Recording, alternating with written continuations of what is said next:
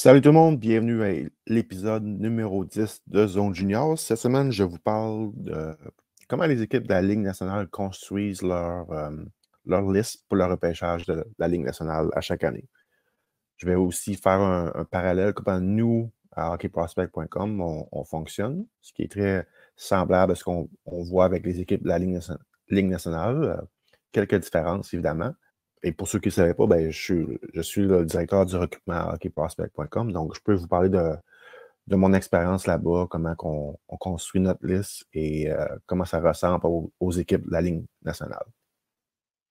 Donc, le début de saison, c'est surtout fait pour identifier les joueurs. Les recruteurs de chaque ligue, de chaque région vont essayer de voir si tu couvres, mettons, si tu es un recruteur de la Ligue junior majeure du Québec, Ligue junior maritime du Québec. Tu vas essayer de voir le plus d'équipes possible. Le but, c'est de voir toutes les équipes en partant en début de saison. Évidemment, c'est compliqué des fois avec les horaires, puis c'est quand même un gros territoire à couvrir, mais le but, c'est un peu ça. C'est de voir un peu chaque équipe. En faisant ça, ça te permet d'identifier quel joueur t'intéresse, quel joueur qui ne t'intéresse pas. Ça va aider pour faire ton horaire pour plus tard dans la saison. Parce que si tu vois, je ne sais pas, une équipe comme Val d'Or, tu les as vus 2 fois, 3 fois, puis dans ta tête, tu dis, il n'y a pas un joueur dans cette équipe-là qui m'intéresse pour le repêchage, bien, c'est pas une équipe vraiment que tu vas forcer ou tu vas mettre vraiment sur ton horaire pour aller les voir plus tard dans la saison.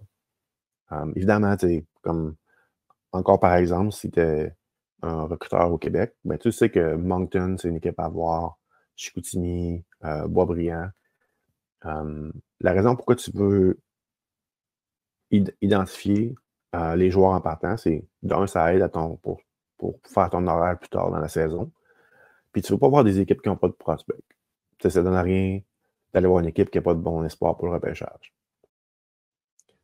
Évidemment, si tu es au Québec, tu vas connaître c'est qui les meilleurs. Déjà, même en partant cette saison, tu sais que les Desnoyers, les Guité, les Carbonneau, les Wine, les Zonon, c'est tous des joueurs que tout le monde connaît déjà d'avance.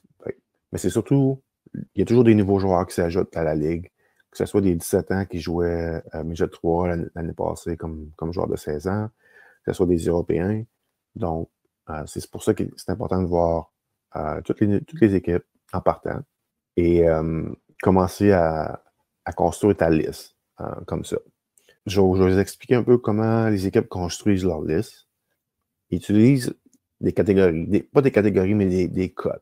C'est des joueurs A, des joueurs B, des joueurs C ou des NI ou ND. NI, c'est en anglais, là, évidemment. NI, c'est No Interest, No Draft. En début d'année, ça, c'est super important. C'est bon, c'est important pour les équipes parce que tu vas avoir ton recruteur-chef. Évidemment, ton recruteur-chef, il ne veut pas venir dans ta ligue pour venir voir un joueur C. En général, ils veulent s'ils viennent voir une partie dans ta ligue, ça va être pour pouvoir jouer des joueurs A et B. C'est des joueurs C, on s'entend, c'est des choix qui vont être loin dans le repêchage, qui vont être 5e, 4e, 5e, 6e, 7e ronde. Fait qu'en général, les recruteurs-chefs, eux, ils veulent voir les joueurs A, les joueurs B. C'est vraiment les joueurs plus importants pour eux.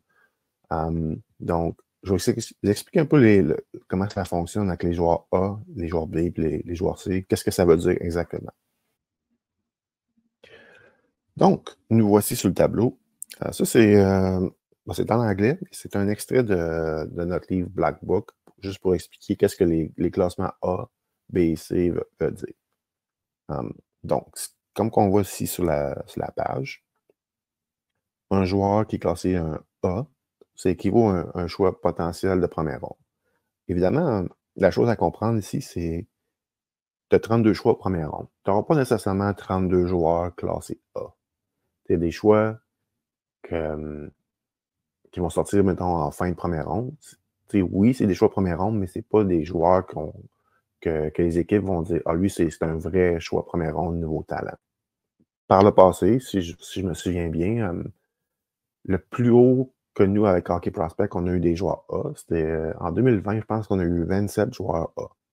Mais c'est un peu une année anormale, c'est qu'en général, c'est entre 18 et 25, je te dirais, le nombre de joueurs qu'on qualifie de vrais joueurs de première ronde. Les joueurs B, c'est des joueurs qu'on qualifie joueurs de deuxième ronde, troisième ronde, pour leur valeur pour le repêchage. En général, ça, tu entre 25 et 30 chaque année. En tout cas, pour nous, avec Hockey Prospect, c'est ça que ça donne. C'est entre 25 et 30, peut-être 35. Les joueurs C, c'est des joueurs qu'on classe comme des joueurs de 4e à 7e ronde. Ça, il y en a beaucoup plus. C'est beaucoup plus difficile les classer parce qu'il y en a beaucoup plus. Une chose qu'on a faite, nous, ça, je ne sais pas si toutes les équipes de la Ligue nationale font ça. C'est que toutes les équipes ont des listes A, B, C, comme nous. Mais le C+, je ne sais pas si toutes les équipes ont ça, mais nous, on a fait ça pour un peu différencier les joueurs classés C. Habituellement, on a entre 5 et 10 joueurs qu'on qualifie C+. Ça, c'est les... Mettons qu'on a 10 C+, pour nous, c'est les 10 meilleurs joueurs dans la catégorie C. On va juste les différencier du reste du groupe C. Donc, c'est un peu pour ça qu'on utilise la catégorie C+. Puis, comme je vous explique, NI, c'est une catégorie qu'on utilise comme no interest. Donc, ce qui se traduit comme pas d'intérêt pour nous pour repêcher ce joueur-là. Ça peut être ND aussi, qui veut dire no draft, qui veut dire la même chose en fin de compte. C'est juste un joueur que pour l'équipe. C'est pas un joueur qui veut le repêcher. Autre chose, également, si on prend la Ligue junior maritime du Québec, par exemple, tu vas avoir un recruteur de cette ligue-là qui va scotter les joueurs de cette ligue-là. Mais également, chaque équipe ont des scouts qu'on appelle des crossover scouts. Ça, c'est des recruteurs qui vont voir des matchs de différentes ligues. So, par exemple, tu peux être un recruteur au Québec, mais tu vas aussi aller en Ontario voir des matchs de la Ligue d'Ontario. Peut-être aussi aller dans le nord-est américain pour aller voir des matchs collégiales américains et même peut-être du high school dans la région de Boston, mettons. Ça, c'est des crossover scouts. Puis, évidemment, tu vois le recruteur-chef qui est un crossover scout, évidemment. Lui, il voit, comme j'expliquais, beaucoup les meilleurs joueurs dans toutes les ligues, que ce soit les ligues juniors au Canada, aux États-Unis, collégiales aux États-Unis, en Europe. Lui, son travail, c'est de connaître les meilleurs joueurs. Habituellement, c'est les joueurs A et B qui vont plus focuser sur. Donc, ça, qu'est-ce que ça permet d'avoir des crossover scouts comme ça? C'est d'avoir plus d'opinions sur chaque joueur. Comme si tu peux avoir un joueur du Québec, mettons, tu peux avoir évidemment ton scout du Québec qui va avoir une opinion sur lui. Là, ton gars de l'Ontario qui vient, il va avoir une opinion sur lui. Puis, mettons que c'est un joueur A ou un joueur B, là, ton recruteur-chef va avoir son opinion sur lui aussi. Puis, peut-être que tu peux avoir même un autre recruteur qui est crossover, peut-être qu'il vient de l'Ouest, qui vient des États-Unis, qui va aller voir ce joueur-là. Plus que d'opinion sur un joueur, le mieux que c'est, puis tu es capable de prendre une décision plus éclairée à la fin de l'année. Pour le classer et pour le repêcher. Et une chose aussi pour ces cotes-là, des A, B, C, c'est vraiment important de bien, si tu es un recruteur, c'est de bien classer tes joueurs. Comme je vous expliquais, le recruteur-chef, il ne veut pas perdre son temps pour venir voir un joueur C. Fait que, mettons que ton recruteur d'une région dit hey, joueur X, c'est un joueur A. Et ton recruteur-chef vient voir ce joueur-là parce que son recruteur de sa région vient de dire que c'est un joueur A. Il vient le voir jouer, puis il est totalement en désaccord avec ça. Il pense que lui, c'est plus un joueur C. C'est ça que les recruteurs-chefs veulent pas. Ils veulent pas faire. Ils ne veulent pas perdre leur temps à venir voir un joueur C quand leur recruteur de cette région-là leur dit que c'est un joueur Mais évidemment, le recruteur de la région va voir le joueur beaucoup plus souvent que le recruteur-chef, évidemment. Fait qu'il y a toujours une job de vente aussi, puis ça se peut que la game que ton recruteur-chef voit, c'est une mauvaise game de ce joueur-là. Il faut que ton recruteur-chef l'aime, sinon il ne sera pas repêché. Sinon, si ton recruteur-chef n'aime pas ton joueur, ben, il y a très bonnes chances qu'il ne soit pas repêché. Surtout dans les 3-4 premières rondes, on s'entend. OK, ben maintenant, on va parler d'une autre sorte de cote que les recruteurs utilisent. Donc, je vous ai parlé juste avant les A, B, C. Maintenant, il y a une autre sorte de cote que les recruteurs vont donner aux joueurs, ce qui va aider à faire un meilleur classement au courant de l'année. Donc, les méthodes changent d'équipe en équipe. Donc, mais je vais vous montrer le système que nous, on utilise à hockeyprospect.com, que vous voyez ici à l'écran. Si on va en bas, on a le 3, 4, 5, 6, 7, 8, 9. Donc, nos cotes, ou en anglais, je vais dire les ratings, c'est de 3 à 9. Donc, d'où que ça sort, ça? Ben ça, c'est un système qui est utilisé par les Jets de Winnipeg dans la Ligue nationale. Puis on a un peu copié leur système de 3 à 9. Donc, 3, et c'est en anglais, c'est que je vais traduire. 3, c'est mauvais. 4, c'est en dessus de la moyenne. 5, c'est moyen. 6, c'est bon. 7, c'est très bon. 8, c'est excellent. Et 9, c'est élite. Évidemment, on ne donne pas beaucoup de 9. Parce qu'il n'y a pas beaucoup de joueurs qui ont des attraits élites, évidemment.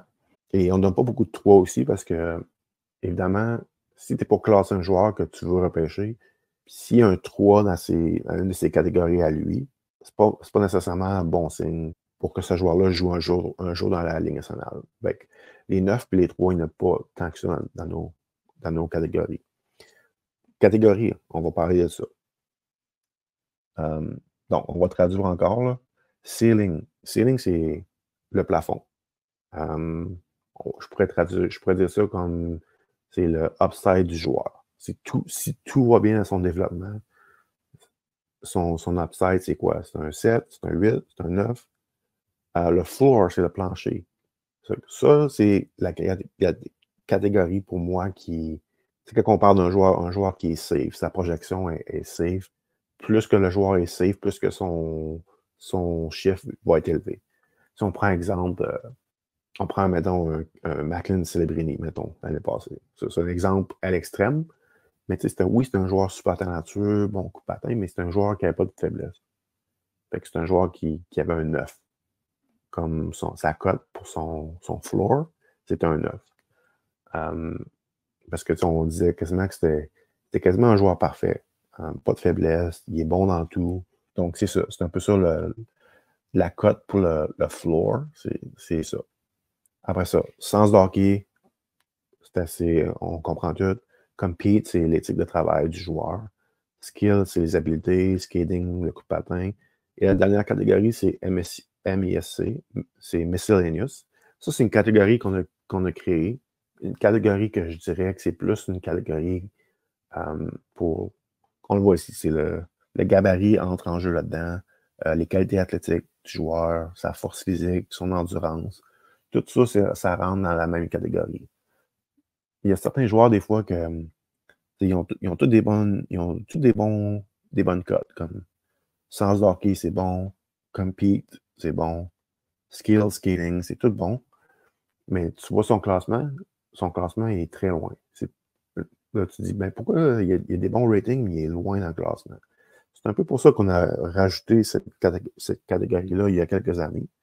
C'était un peu pour expliquer, comme, oui, ce joueur-là, c'est un 7 hockey sense, compete, c'est un 7, skill, c'est un 7, skating, c'est un 6, mettons. Mais le joueur fait 5 pieds 6. Puis ça va être très dur d'emmener sa game dans la Ligue nationale. Même si, oui, il est talentueux, oui, il est intelligent, tout ça. Mais à 5 pieds 6, il ne pourra pas jouer dans la Ligue nationale. Ça va être.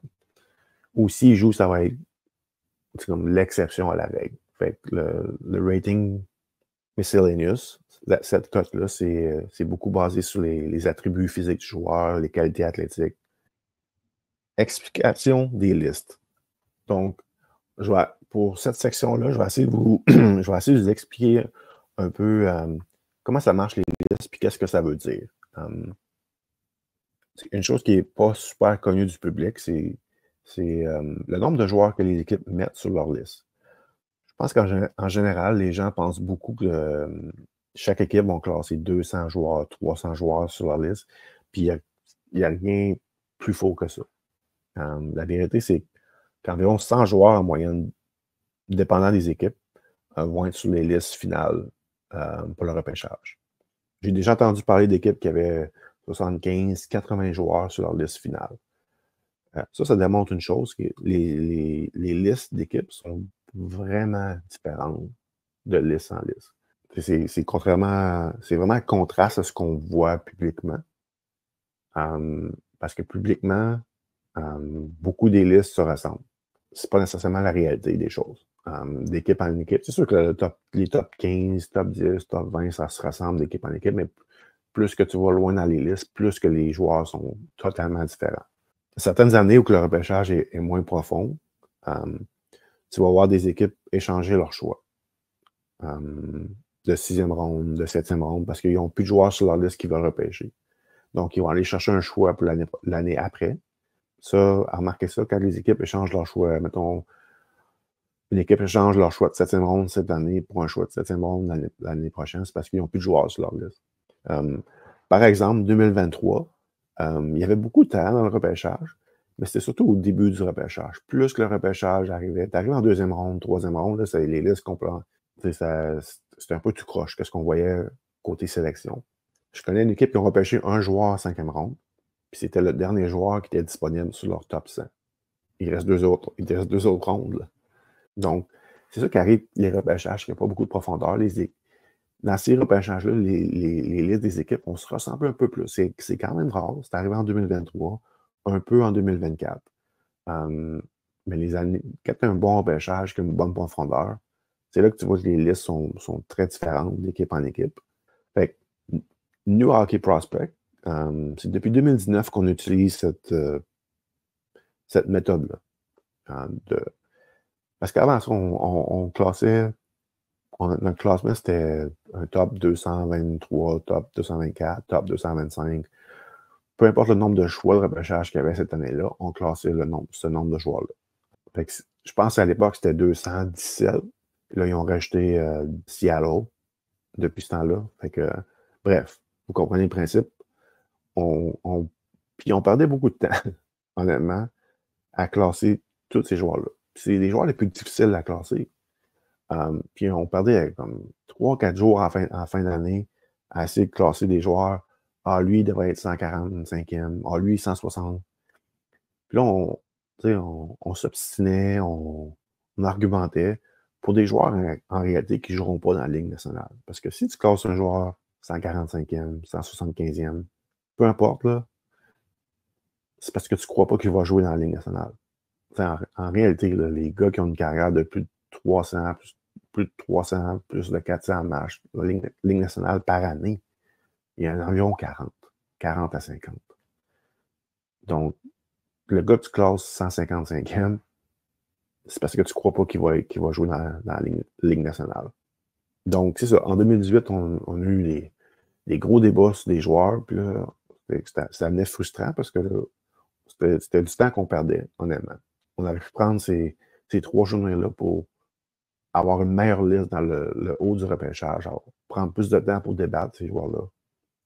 Donc, c'est ça. En 2018, on a tout changé. On a établi une nouvelle méthode, que ça ressemble plus à une liste d'une équipe de la Ligue nationale. Évidemment, la grosse différence avec nous puis la Ligue nationale, c'est le budget, d'un. De deux, c'est des joueurs qu'on est obligé de classer. Je parle de bons joueurs de hockey qui sortent des fois en première, deuxième ronde, mais je sais qu'en tant qu'équipe, certaines équipes ne veulent rien savoir de ce joueur-là. Puis nous, on est un peu obligé de les classer parce que c'est dur à expliquer pourquoi le gars qui est sorti 28e au total, on ne l'avait pas sur notre liste. Puis ça arrive qu'il y a des choses qu'on ne peut pas toujours expliquer. Des fois, c'est des choses hors classe. Des fois, c'est juste des joueurs que nous, on n'aime pas. Mais on sait qu'ils vont sortir dans, mettons, le top 32 ou le top 50, peu importe. qu'est-ce qui arrive souvent, c'est qu'on va les classer plus tard. Le meilleur exemple que je peux donner, c'est Ryan Merkley. Ryan Merkley qui était classé top 20 un peu partout, top 25 en 2018. Nous, on ne l'aimait pas. Fait qu'on l'a classé, je pense, 70e sur notre liste. Il est quand même sorti 21e. Mais là, on est quoi, 5 ans, 6 ans après le repêchage, puis il joue encore échec. On avait raison. On avait raison pour celle-là. Mais c'est ça la seule affaire qu'on peut faire, nous, pour les joueurs qu'on n'aime pas, c'est juste les classer plus bas. Mais les équipes de la Ligue nationale, ils vont juste mettre un X sur le nom du joueur, puis ils n'en parlent même pas. Quand ils prennent la décision, c'est un autre draft, ce joueur-là, ils ne veulent pas le repêcher, ben, ça finit là. Puis leur liste à eux reste évidemment privée. Je vais vous montrer quelques exemples de notre Black Book de l'année passée qui vont faire un peu comprendre qu'est-ce que les classements des joueurs veulent dire. Par exemple, si tu classes un joueur 40e, si tu as le 40e choix au repêchage, évidemment, ce joueur-là, ça ne sera pas le joueur que tu repêches. Donc, on voit ici sur la page ici, donner des exemples. Encore, c'est en anglais, c'est que je vais traduire, mais exemple numéro 1. Ça, c'est des exemples que des équipes de la Ligue nationale nous ont donnés. OK?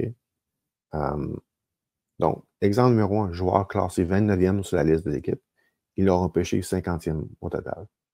Deuxième exemple, joueur 40e sur la liste de l'équipe. Ils l'ont repêché 59e. Joueur classé 30e sur leur liste. Ils repêchent 47e. Joueur classé 33e, ils l'ont repêché au 56e rang. Joueur classé 57e, ils l'ont repêché 93e. 43e, il repêche 65. Classé 68, il repêche 144. Joueur classé 11e, il repêche au 25e rang. Et le joueur 53e sur la liste, il repêche au 155e rang. Habituellement, si on parle des choix de 7e ronde, habituellement, le choix de 7e ronde, c'est un joueur qui va être classé je te dirais, entre 65 et 80 sur une liste d'équipes. Juste pour vous donner une idée. C'est pour ça que les équipes ne classent pas 200 joueurs. Leur choix de 7e ronde est souvent classé 72e, 78e, 75e dans ces chiffres-là. Donc, quand tu vas classer un joueur 40e, ça ne veut pas dire que tu le repêcheras en 2e ronde. Comme ici, il y a une équipe qui a repêché un gars qui avait 40e, 59e rang. Ça, c'est la fin de la 2e ronde. Fait que c'est pratiquement un choix de 3e ronde. Plus tard dans les exemples, tu as une équipe qui avait un gars 43e qui est tombé 65e au total. Donc, on voit que ces exemples-là, je pense que ça va vous faire comprendre un peu comment les listes des équipes fonctionnent. Le premier exemple est parfait. Si tu casses un gars 29e rang, le monde va penser que c'est un gars que tu veux repêcher en première ronde. Mais en fait, c'est un gars que tu vas être super content de repêcher en 2e ronde, comme cette équipe-là a réussi à avoir leur 29e meilleur joueur au 50e rang. T'sais, oui, comme nous à Hockey Prospect, on va faire un top 32. Mais le gars classé 28e rang, hein, c'est pas nécessairement un gars qu'on voit comme un classique choix de première ronde. On le voit plus comme un gars de 2e ronde. Comme ça, en anglais, on dirait sa value, sa valeur. C'est plus comme un gars de 2e ronde. Fait, en tout cas, avec ces exemples-là, j'espère que ça vous aide un peu à comprendre un peu comment les listes fonctionnent pour les équipes de la Ligue nationale. Puis nous aussi, à Hockey Prospect, évidemment, on utilise le même principe. Donc, juste avant de finir, quelques notes que je voudrais juste rajouter. Les gardiens but sont souvent à 99 points. Je serais prêt à parier que sur 32 équipes, c'est pareil, sont sur une liste différente. Donc, nous, on les met sur une liste différente. Et la plupart des équipes de la Ligue nationale vont faire ça. C'est presque impossible de pouvoir classer des gardiens de but avec des défenseurs, des attaquants. C'est